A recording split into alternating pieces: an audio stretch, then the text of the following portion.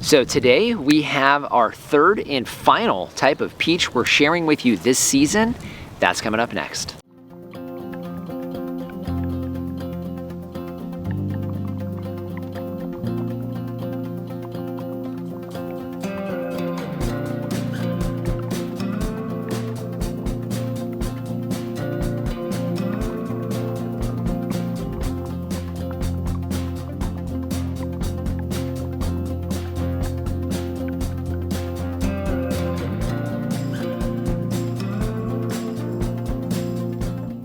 Hello everyone, this is Dwayne with Edge of Nowhere Farm, and we're coming to you on a very breezy Memorial Day in 2022. We're here at the end of May, and we have our final variety of peach, at least for this year, that we're going to be sharing with you guys, and that is the Earligrande Peach. The trees you're going to be seeing today were put in the ground 2 years ago, almost 2 years to the date. And here we are with these big, beautiful trees that are finally starting to produce.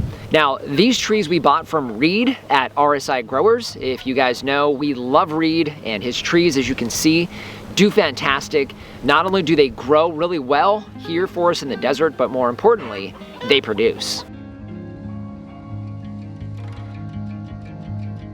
One of the things you'll notice right away with all of our peach trees here on the farm is we have them netted. We quickly found out over a decade ago that birds love peaches, especially here in Arizona where we have a lot of dry weather. You know, we're pretty confident they're going after a lot of the water in the peaches because they're very water rich. The challenge we have is we can't put enough water out here for all the birds that we attract. So netting really is the best way to go for peaches. One thing when it comes to netting your peaches, the challenge is harvesting, which we're going to be doing today. So what we actually do is we install what we call a harvesting notch. What I do always create on all of my trees, especially these where I know I'm going to have bird netting in here, and I want to be able to open the bird netting from the bottom and get into the center of the tree to do harvesting without having to remove the netting completely, is I create what's called a harvesting notch. So especially for peaches, it's very critical that you have a spot that you can get up into because you're dealing with netting. And what you can see is we actually put two pieces of netting together right here to create a seam, and we use these clothespins to allow us to basically unbutton the shirt or unzip this and get into the tree in order to do the harvesting.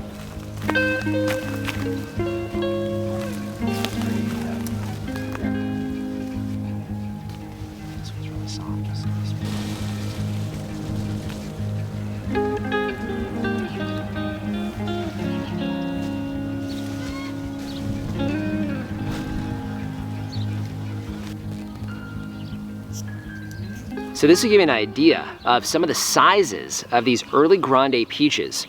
You can see we have this one here that definitely fits the bill when it comes to the term grande. So this is a little bigger than the size of a baseball, very similar to the size of the early amber peach. But as is pretty common, you can see we have varying sizes and ripeness here of this exact same peach. Now, as far as ripeness, what you're looking for is slight give to the touch here at the top or where the stem comes into the fruit, and then it'll be nice and soft on the blossom end here as well. This particular peach I think is going to be our most ripe that we're going to try on camera. This guy here I just had to get off the tree. He's probably a day or two from completely ripe. What's great about peaches is you can ripen these on the counter, and that's exactly what's going to happen with this guy right here. So your Earligrande peaches are a freestone peach, much different from the Florida Prince, which is more of a clingstone, and the early amber, which was also a freestone.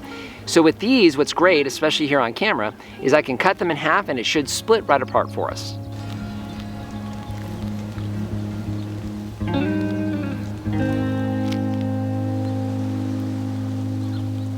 You can see what these look like on the inside. Just a beautiful golden yellow color, typical for a peach, as well as some red down here at the blossom end where it's a little more ripe. I really like to see that red in throughout. Not only does that add some additional nutrition, but I know that I've got a fully ripe peach here. And you can see how easy it was to get that pit out. Even the opposite side here, the pit pops right out of there, and you have two clean peach halves.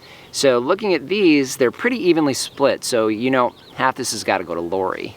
So I am gonna try this for you here on camera, but before I do, I wanna cut to 2 other taste testings we've done over the last couple of weeks. The first one coming up here is our Florida Prince Peach.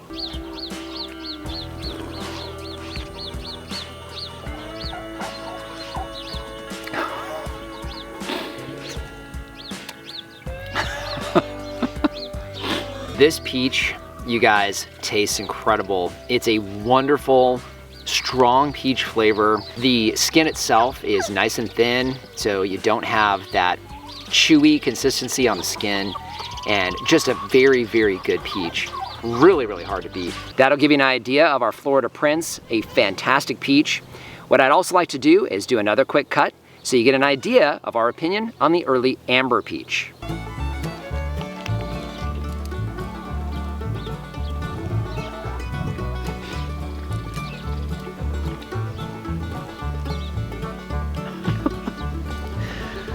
Oh my goodness. The only thing that I get from this peach as opposed to the Florida Prince is I think the skin is just a little thicker, and so there's just a tiny, tiny bit of bitterness, very, very slight, when you're eating the skin in addition to the peach itself. So here we are back to our Earligrande. So without further ado, let's see what this one tastes like.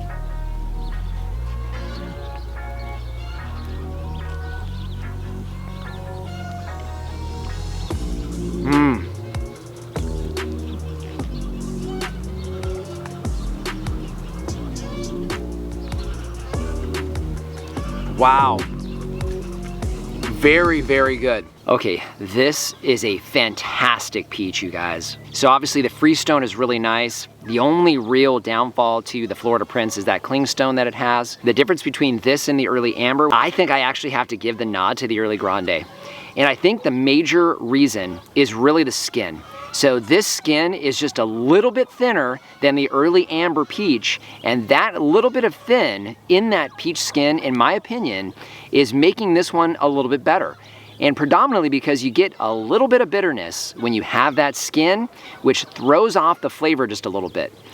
But you know what, I'm not complaining. This peach is fantastic. So we tried a lot of different varieties of peaches here on both this farm and the old one.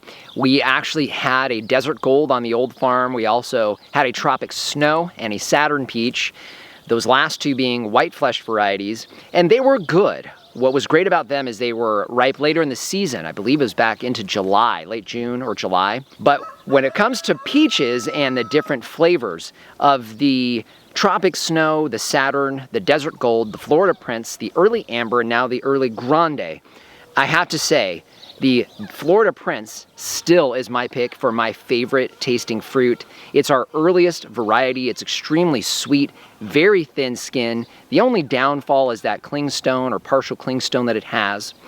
Right behind that, I would say the Earligrande. Having that freestone, wonderfully sweet peach, and that thinner skin really has my nod as far as the freestone peaches for us here in Arizona. Of course, that's only one man's opinion. What's yours? So just want to thank you for joining us today. If you haven't done so already, subscribe to the channel. We cover a lot of things here on the channel. Obviously, fruit trees is one of our favorites, but would love to see you as a subscriber. Any questions or comments, please leave those in the comments section down below. And our Amazon shop, I'll leave a link down in the description. That is a free, painless way to help support the channel. If you start with that link, it doesn't matter what you buy. You help to support us here. So just want to thank you for joining us today and remind you, if we can farm on the edge of nowhere, so can you.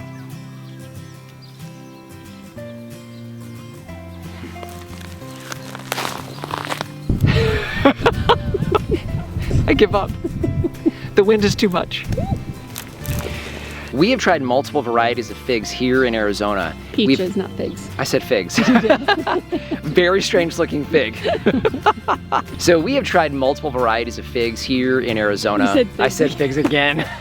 I'm looking forward to figs apparently. Peaches are done. I'm so over peaches at this point. No, you're not. No, I'm not. They taste awesome. Peaches all year, man.